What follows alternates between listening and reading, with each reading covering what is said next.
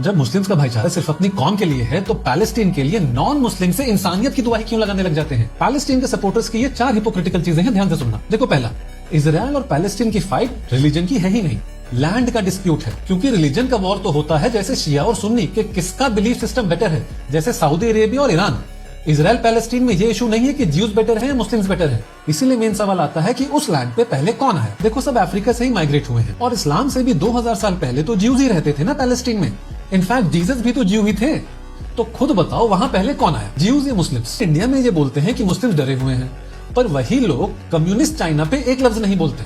वहां तो 1500 से ज्यादा मस्जिदें तोड़ दी हैं। चाइना ने न जाने कितने उइगुर मुस्लिम्स को कैंप्स में डाल दिया है और यहाँ तक कि कुरान भी रीराइट कर रहे हैं। फिर भी यूएन में एक भी मुस्लिम कंट्री अपोज नहीं करती है चाइना को।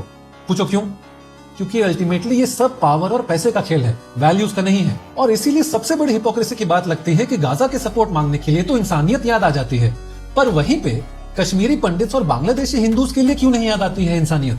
वहां तो बोलते हैं कुदरत का निजाम है, या जो हो गया सो हो गया, अब क्या कर सकते हैं, बदल नहीं सकते। तो फिर गाजा में भी जो हो रहा है होने दो, क्यों बदलना है? कुदरत का निजाम होगा। वैसे कैप्शन में अम्बेडकर जी की एक बात लिखी है, आपको क्या लगता है वो सही